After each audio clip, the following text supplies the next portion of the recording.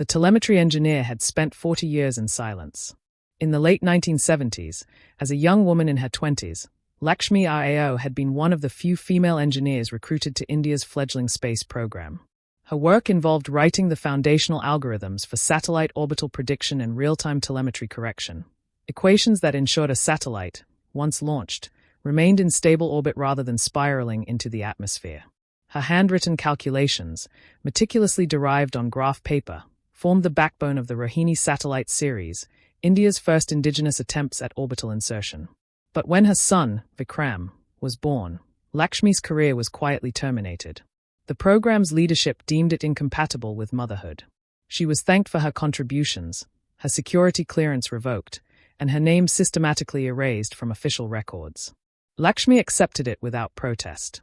She returned to a small flat in Bangalore, where she raised her son alone after her husband's early death, tutoring neighborhood children in mathematics and preserving her old notebooks in a steel trunk beneath her bed. Vikram grew up to become a celebrated aerospace engineer. By his mid-40s, he had founded Orbitron Dynamics, a private company that specialized in satellite stabilization software. His flagship product, the Vikram Stabilizer, was a proprietary algorithm that corrected orbital drift with unprecedented precision. It powered dozens of commercial satellites and had earned him contracts with the Indian Space Research Organization. Vikram never mentioned his mother's past. To the world, the stabilizer was his invention, a product of his genius. Lakshmi watched her son's rise from a distance. She sent him money from her modest savings, knitted sweaters for his daughters, and attended family functions where she was treated as little more than a quiet elder. But in the winter of 2023, when Vikram's company secured a critical contract to develop stabilization software for India's next-generation navigation constellation, disaster struck. Simulations revealed catastrophic errors in the algorithm under high-eccentricity orbits. The contract, worth over ₹1 billion, was on the verge of cancellation. Lakshmi, now 78, lived alone in a modest apartment. When Vikram called, his voice strained, asking for her help with some old mathematics texts she had once taught him, she agreed to visit. She arrived at his sleek Bangalore office unannounced, carrying a battered steel trunk. Vikram, preoccupied with the looming deadline, barely acknowledged her presence. His wife, Priya, suggested she stay in the guest room and not interfere with the team. For 3 days, Lakshmi sat silently in a corner of the conference room, watching as Vikram's engineers struggled with equations that refused to stabilize. On the 4th day, she asked to speak. When they dismissed her as an outdated tutor, she opened the trunk. Inside were her notebooks from 1978, hundreds of pages of neatly inscribed differential equations, orbital perturbation models, and correction algorithms, stamped with faded ISIO seals. "I wrote these," she said quietly, placing a notebook on the table. "They describe a recursive correction method for orbital decay. You are using a derivative of it." The room fell silent. Vikram's lead mathematician took the notebook and traced the equations with a trembling hand. Within hours, the team had run simulations using Lakshmi's original formulations. The results were flawless. The satellite maintained stable orbit under conditions that had previously caused failure. The contract was salvaged.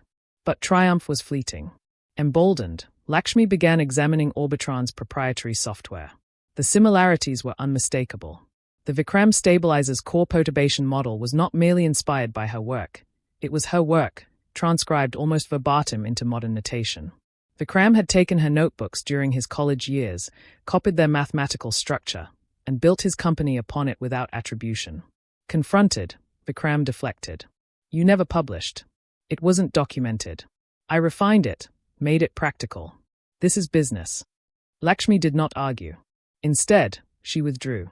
She spent the following months scanning her notebooks, cross-referencing them with Orbitron's technical white papers, and compiling a meticulous comparative analysis. Then, without informing her son, she contacted Dr. Anjali Menon, a historian of India's space program who had spent decades documenting the contributions of its early, overlooked pioneers. The resulting article, published in a prominent scientific journal, was devastatingly precise. Titled The Forgotten Foundation of Orbital Correction, it laid bare the unbroken lineage between Lakshmi's 1970s algorithms and the software that had made Orbitron Dynamics a multimillion-rupee enterprise. The evidence, side-by-side reproductions of her original equations and the company's patented models, was irrefutable. The fallout was swift. Industry publications questioned the legitimacy of Orbitron's intellectual property. Investors demanded clarification. ISIO, embarrassed by the revelation that a cornerstone of its private sector partnerships rested on unacknowledged government-era work, initiated a formal review. Vikram's attempts to claim independent derivation collapsed under scrutiny. Deposition records showed he had repeatedly referenced family notes during the software's development. Lakshmi did not pursue legal action. Instead, she took her trunk of notebooks to the National Space Archives in Thiruvananthapuram. There, she donated her entire collection, thousands of pages documenting the mathematical foundations of India's early spaceflight. The archives named a new collection after her, the Lakshmi Rao Orbital Mechanics series. In the years that followed, she established the Rao Foundation, funded by the savings she had quietly accumulated over decades.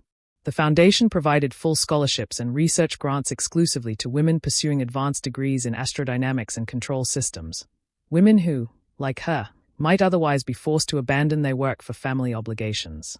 Vikram's company survived but in diminished form, stripped of its most lucrative contracts and overshadowed by the shadow of its origins. One evening, as Lakshmi reviewed grant applications in her small apartment, her elder granddaughter, Meera, arrived unescorted. The 12-year-old placed a school project on the table, a detailed study of orbital perturbation theory, citing the IAO series as its primary source. "They teach your equations in my class now," Meera said. "The teacher says you made it possible for satellites to stay in the sky." Lakshmi looked at the girl, then at the steel trunk that had reshaped a legacy. "They stay because someone calculated where they would fall." She never reconciled with Vikram. He never apologized, though his career remained forever tethered to the work he had claimed as his own. But in research labs across India, in the flight paths of satellites circling invisibly overhead, and in the notebooks of a new generation of engineers, Lakshmi Rao's name endured. The equations she wrote before her son was born had ensured that entire constellations would not plummet to Earth. And in reclaiming them, she ensured that her own place in the heavens, however belatedly, would remain secure.